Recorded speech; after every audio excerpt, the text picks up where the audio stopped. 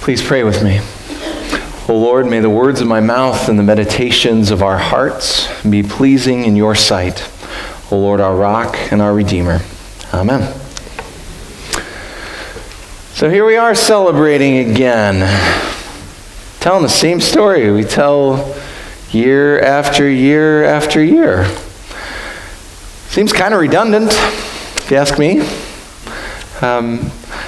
Doing the same things again and again and again. Why? Why are we doing this? Because we have this conviction deep in our bones that the birth of this baby changes everything. That the birth of Jesus equals good news of great joy for all people. For all the people in all the world, for all of time. We believe this deeply. So maybe we could say, let's celebrate again. Why not? After all, don't we need a little good news? I know firsthand that for many of us in this room, 2017 has not been all sunshine and roses. Maybe we could use a little extra good news, an additional excuse to celebrate. And so here we are, celebrating this good news of great joy for all the people. Joy to the world, the Lord is come. Let earth receive her King. As I was reflecting on this good news of great joy for all people, this good news of Jesus and what it's meant for me personally in my life, I was moved to create a drawing, and I did it in Sharpie marker, hand drew it, and then I converted it in Photoshop and remixed it to what you see up on the screens right there with some textures.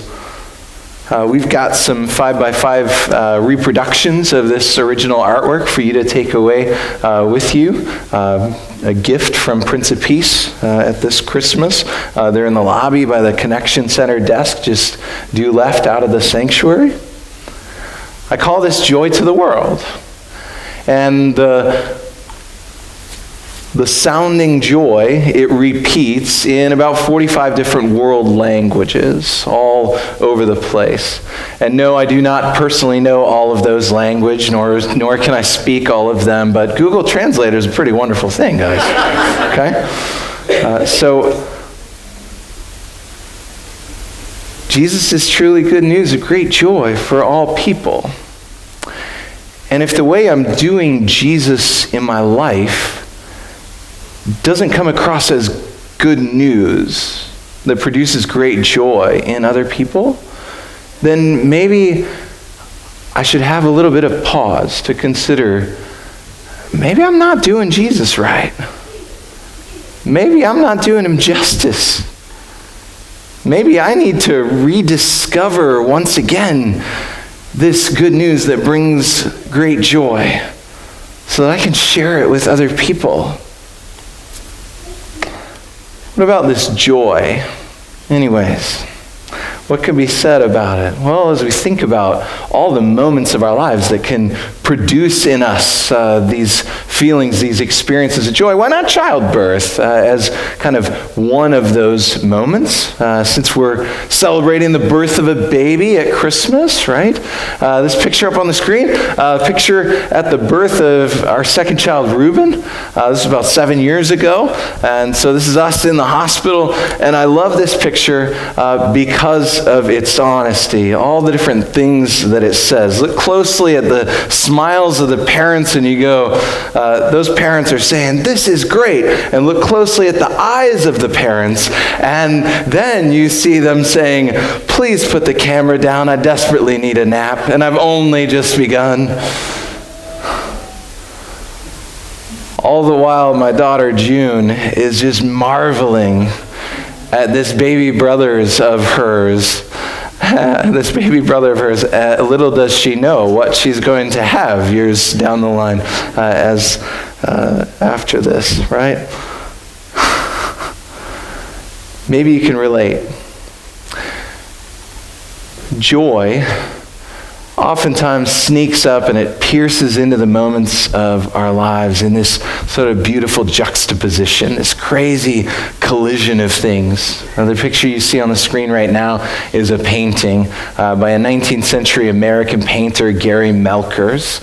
And it's a nativity. And amid all of the different renditions of the nativity, this one stands out in some ways. For me in particular, I was caught again by this as I saw it recently before Christmas. He's a naturalist, which means he loves to tell a story with honesty in the way that he paints. And this is a scene with Mary and Joseph and the baby Jesus. And it's after the journey to Bethlehem. It's after the work of childbirth is complete. And yet it's before the shepherds come and check things out. It's before anybody shows up and offers them a gift. And there you see Mary just exhausted, dog-tired from giving birth to this baby. And there's Joseph, and I don't know about you, but I see in his eyes this sense of being totally overwhelmed at the task at hand. Maybe fathers, you can relate with that sentiment as well. He's overwhelmed at the enormity of what is in front of him and the life that lay ahead of him. This baby that changes everything. Ben Pearshale says, when you are exhausted and overwhelmed, he still changes everything. Folks, here is royalty in rags, heaven in a hovel, the divine in diapers, the holy Messiah in a mess of humanity, the Redeemer of the whole world, come to this earth, and his first experiences of life in his earliest of years would be as a refugee. This is God, the King of heaven, come to greet us. And this is the way he chose to come. Friends, biblical joy, it's far deeper than happiness.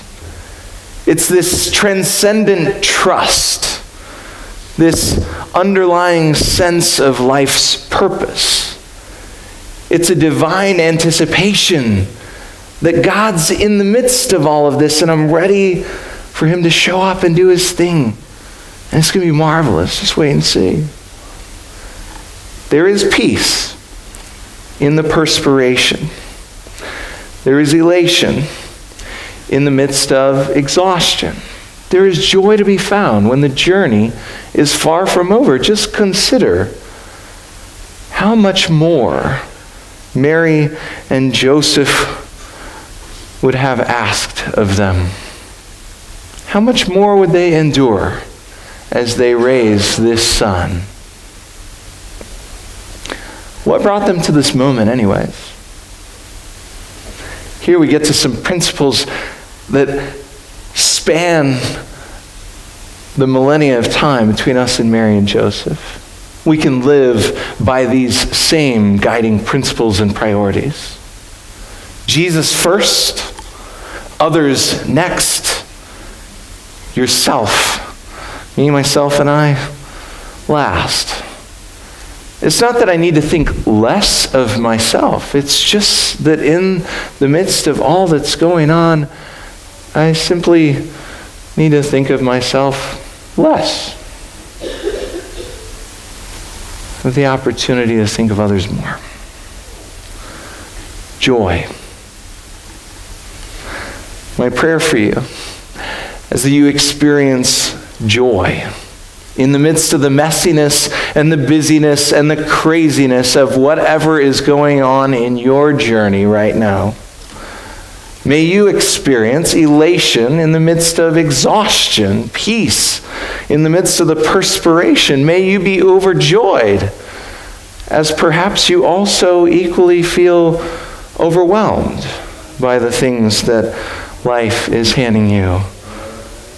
And may you have pause to consider this Jesus, this Prince of Peace, and where he fits in your life. Or rather, and maybe better yet, where you fit into his. May you have joy in this Christmas. May you exude that good news of great joy for all the people. See, because God intends for this joy to become a contagious joy that spreads throughout all the world, all the people in all the world. So may you be a bearer of good news. And may your presence in people's lives bring about great joy. And all God's people said, Amen.